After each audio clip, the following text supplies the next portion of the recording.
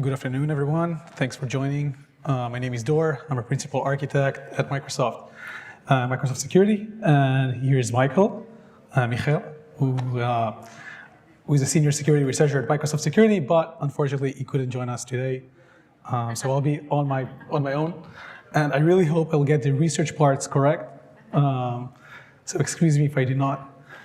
So today we're going to talk about something that keeps on coming back, and that's vulnerabilities.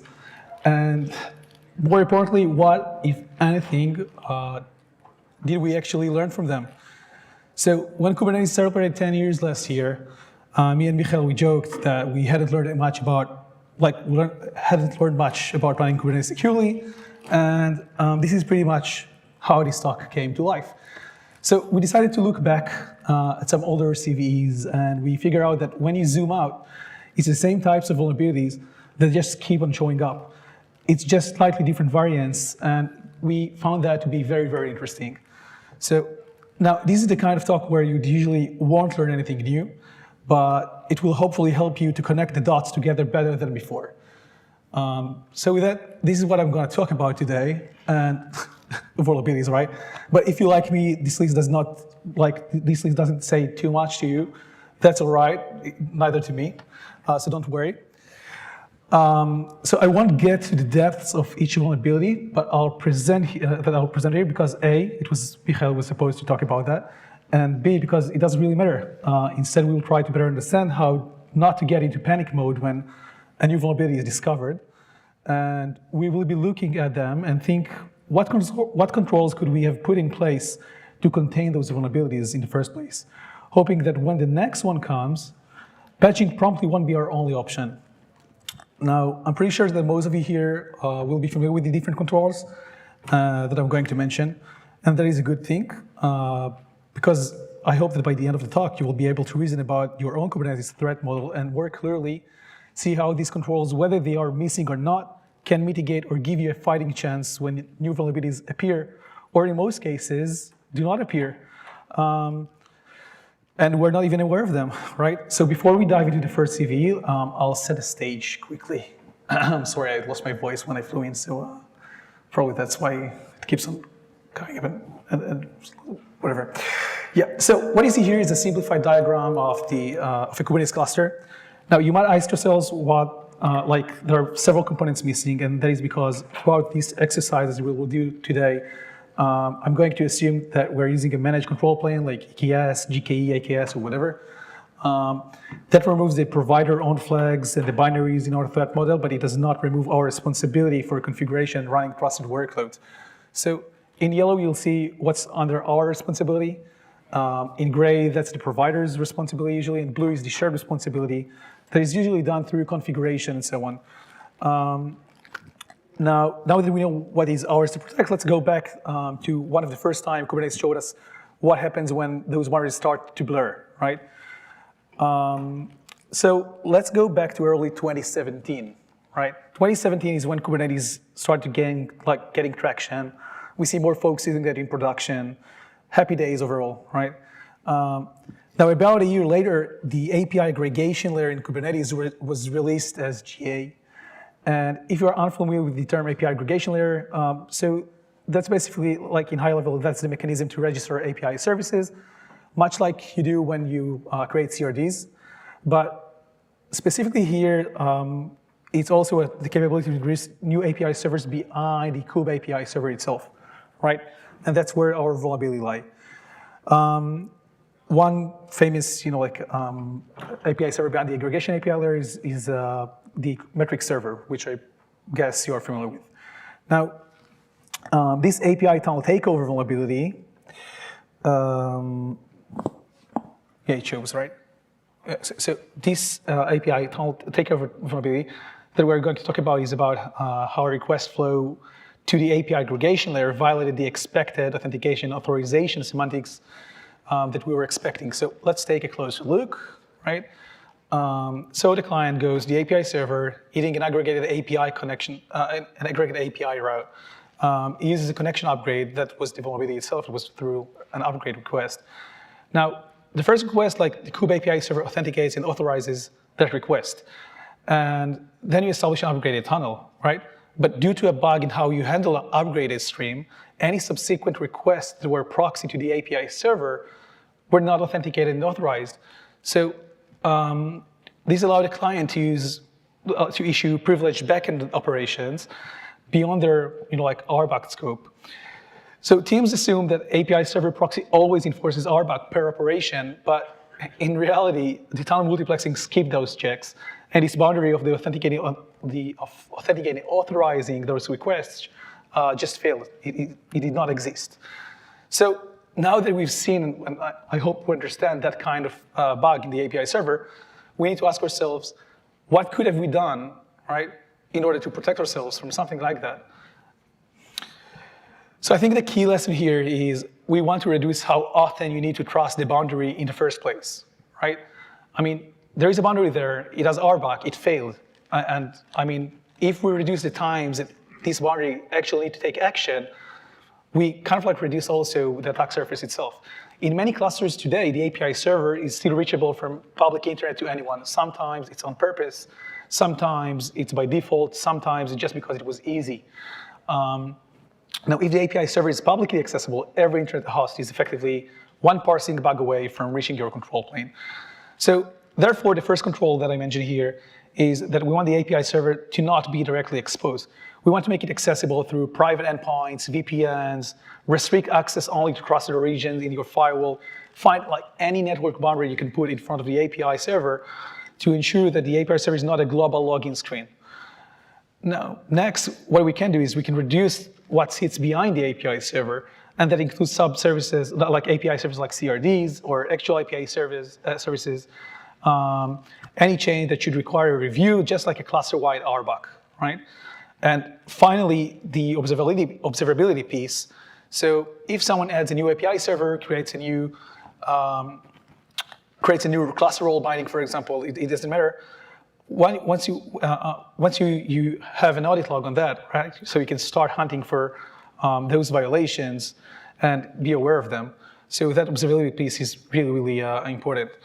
Now, some of you might be saying, hey, Dor, none of those controls, even together, do not mitigate this vulnerability entirely. And that is absolutely correct.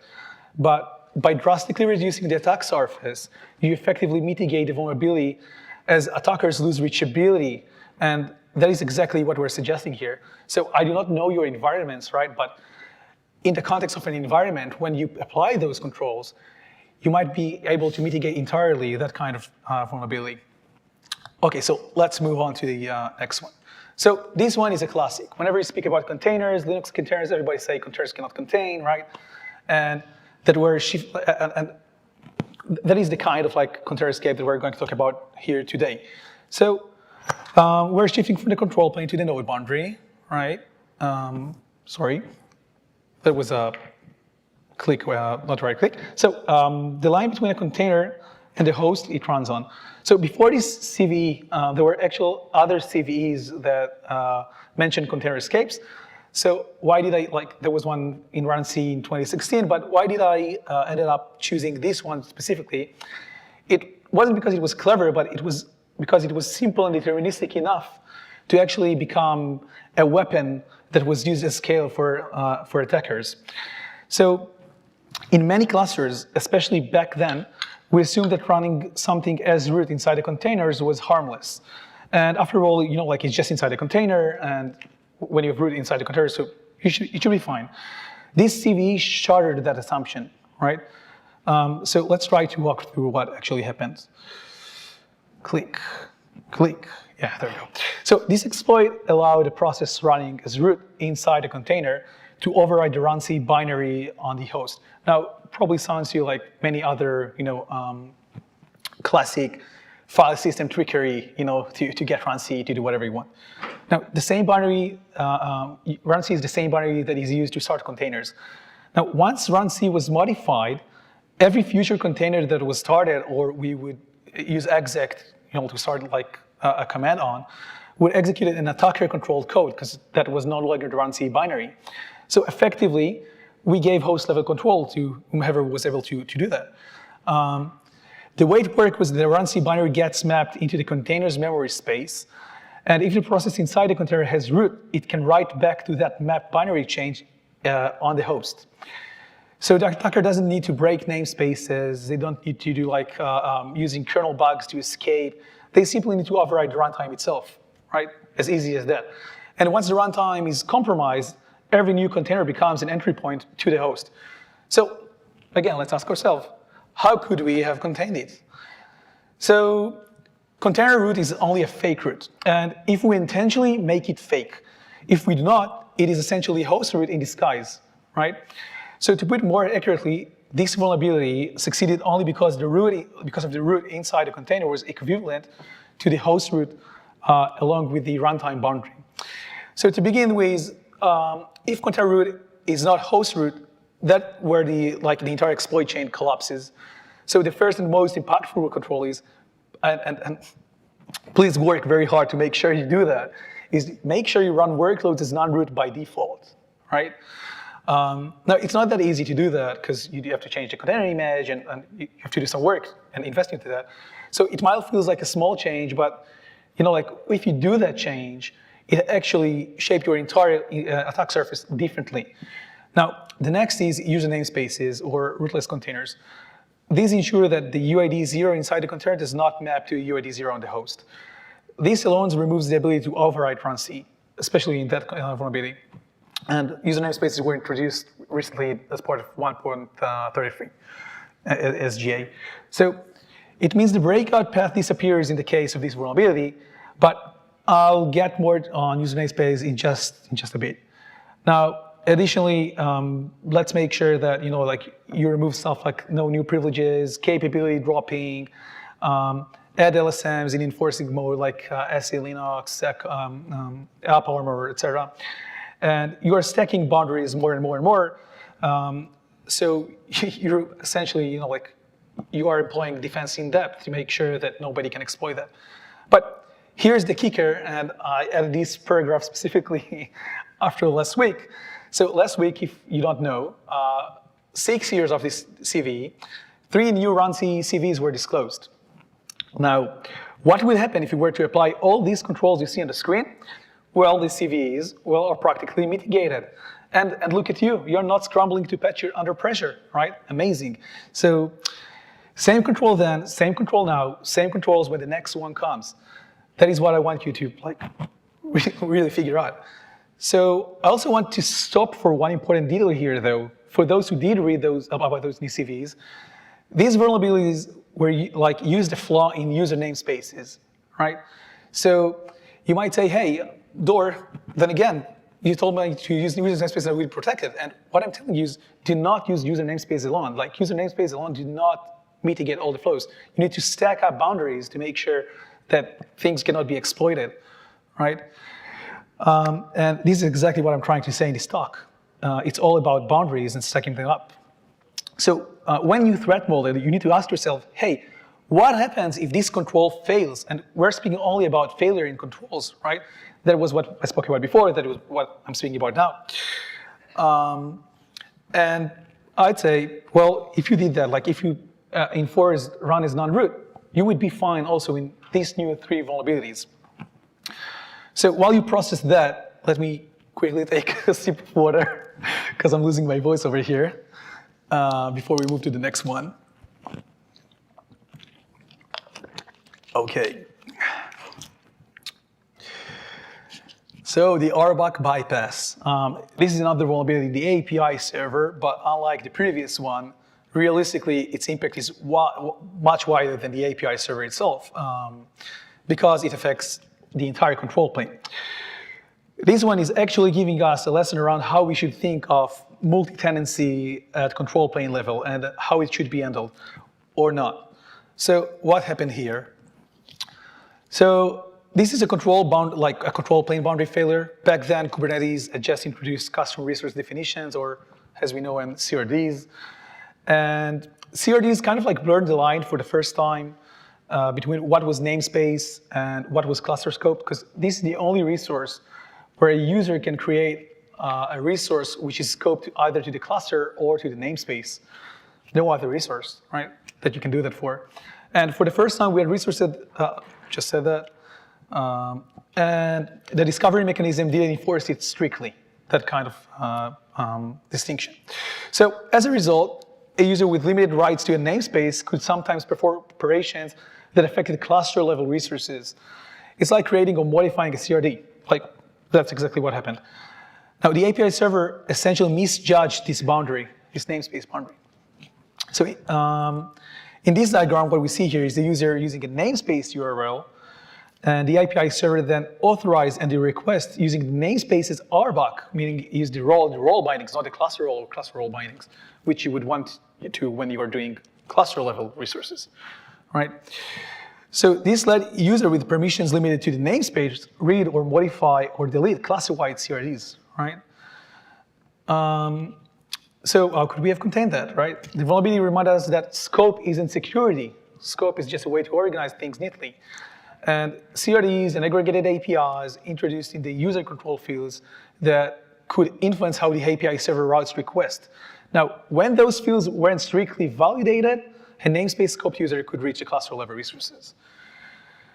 Exposing your Kubernetes API server to multiple tenants is a question worth asking yourself in the first place. So if you did decide to do that, there are a couple of things you need to take into mind. First, remember that RBAC alone does not create multi-tenancy. Namespace separation is administrative. It is not in the hard boundary, right? Second, make sure you apply policy as guardrails. I mean, admission policies, you want to put admission policies to reject the creation or modification of cluster level resources, and make sure the cluster level resources are controlled only by cluster admins. And if you do like namespace crossing or ownership boundaries kind of game, so you need to take care of that as well. Now, finally, we want to practice defense in depth. So we're all about stacking stuff, right? Now, if you were to do like network policies, runtime monitoring, well, these don't actually enforce. They do give you that fighting chance I was thinking about before. So you want to be aware if something goes wrong, right, or goes south. And with that, I'll move on to another API server vulnerability, but this time, this is actually a feature, right? So I'm saying that because this specific CVE around external IPs never got patched by upstream. So we found it in 2020, yeah, it's still out there. And why? Well, it is a feature. So it seems like it will never get patched as well, so we just need to be aware of that. So how come we have a vulnerability that this time can affect your data plane and that is probably never gonna get patched? What can we do about it? So this is yet another design decision, one that teaches us about multi-tenancy again, but this time at the data plane level, right? So, yeah, data plane. So in a multi-tenant cluster, we often relied on namespaces as a logical boundary, but when services which are scoped to a namespace are given external IPs, they're essentially becoming a cluster global resources. And why is that? I create a service, right, in a namespace, yet I consider that as a cluster level resource. Why? Because in this vulnerability, a workload in tenant A can create a service with and assign an external IP to it with an IP that belongs to a service in tenant B. Okay? And the reason that this exists is because Kubernetes does not validate external IPs by design. So even if you have like a customer, like an external customer facing endpoint, if you set external IP, right, this can be overridden. Now, this is the very core problem. RBAC alone does not equal multi-tenancy, okay? And network routing is a shared trust surface. Kubernetes does not handle networking like that very well when it comes to external IPs. So this becomes a problem, especially when you run multi-tenant clusters, where allowing external IPs must be treated as a privileged cluster level capability, if at all, right? So it is not a normal service. But even for non-multi-tenants, this is a problem, because if it's not a security issue, that could definitely result in a bug, okay? So I think like this feature is not worth it. Or it should be managed very explicitly. So what could have we done about that, right? Like how could we contain that? So there is no cut fix for that, right? The only fix is policy, especially since upstream decided not to patch that. So since Kubernetes won't validate external IPs, the ownership for doing that is you. You should do that. And we also understand that this needs to be done outside of Kubernetes. So step one, do not assume namespaces provide network isolation. They do not. Step two, make sure that you block external IPs by default. This is a highly privileged operation. And if a team actually needs it, make sure you allow it via a controlled admission exception. Step three, lock down who can modify services, especially changes that update the routing behavior. In a well-designed controlled environments, traffic hijack attacks become blocked at admission. That's the way it works. Okay, yeah, 5 minutes left, so let's do it quickly. So we're back again to yet another container runtime vulnerability, but this time we found this one to be a little bit different in comparison to the other container runtime vulnerabilities I spoke about. And this time it's in CRI-O, it's called CRI Escape. So this one is from 2022, and it could also lead to a full host compromise. Always scary, but let's try to break it down. So to exploit this vulnerability, the attacker had to submit a pod manifest containing ccTL entries, right? So for those of you who don't know what ccTLs are, it's just a way to change the kernel behavior for a given process. But there are ccTLs that are scoped to the process, and there are ccTLs that are scoped to the kernel itself. And you want to make, and those are considered safe and unsafe. You can also look it up in the Kubernetes documentation. So in general, we should only allow safe ccTLs to be modified. We use that to increase the shared memory, for example. We can use that to increase the number of connections. Overall, it's a nice feature, right? But most applications don't really need that.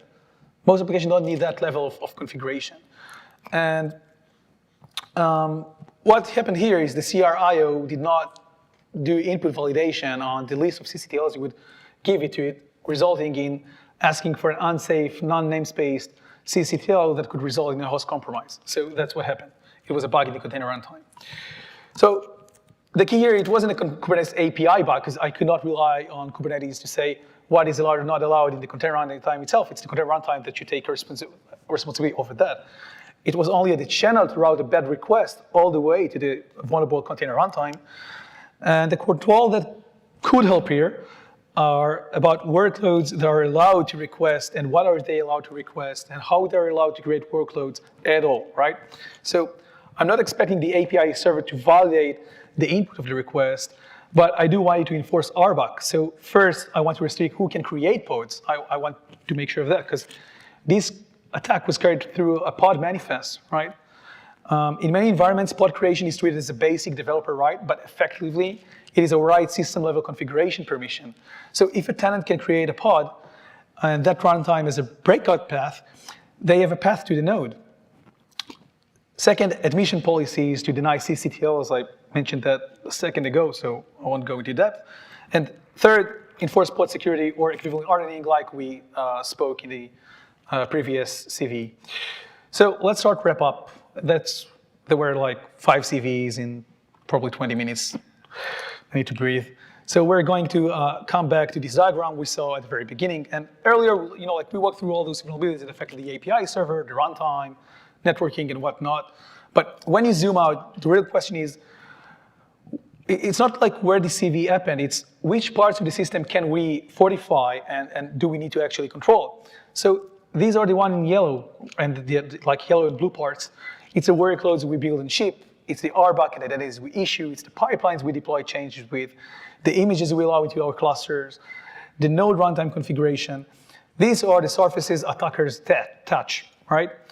So when we think about Kubernetes security, we should only focus on patching vulnerabilities. We should focus on hardening the components we own and influence. Because if these boundaries are strong, it becomes a lot harder to carry on an attack. Once again, vulnerabilities are like CVEs are those we know. There are a bunch of them that we do not know about. We need to contain them, right? So I have some good news for you. For most of the stuff I've been talking about throughout today, the community already stepped up and gave us the tools we need, not only in Kubernetes, but also in its wider ecosystem, right? So we shout out to all those cool projects out there. Let it be CNCF or not CNCF that are filling the gaps for policy and admission, for supply chain integrity, for runtime defense, for node and workload boundary hardening. You have to go through all those pillars to make your Kubernetes secure. And that applies not only to Kubernetes, by the way, like it applies to any kind of compute you choose to run the workloads on and manage, right? So this shows only C and CF logos because we're at KubeCon, but the wider ecosystem of Kubernetes have like tons of cool open source projects they can use for any of those 4 pillars over here. Oh, I forgot to mention in the first CVE that Flatcar, for example, is a great example because it is a host, like it's an immutable host OS, right? So effectively, you can rewrite the runC binary on the host. So that is also a very good way to mitigate this kind of like file system trickery around container escapes. Okay, so let's wrap up. Let's look at this image here. You know, like someone took an overcomplicated TV remote and it made it simple for the dead, right? They were covering it with duct tape and left only 3 buttons that are showing. So for the dead, they did not cripple the TV remote, right? They kept it usable and safe. And in Kubernetes, you know, like it gives us a huge amount of flexibility.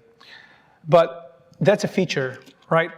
And flexibility is not only a security, flexibility is not a security model, right? If we treat every capability as enabled unless proven dangerous, we live in a constant reaction mode. But if we flip the default and we disable by default and allow by exception, we dramatically reduce the attack surface. Hardened clusters are not complicated clusters. They are simple clusters by choice. If we make Kubernetes simple by design, we make Kubernetes safe by default. You need to make sure you fix the boundaries and not the CVEs. So I hope that sinks in. Thank you very much.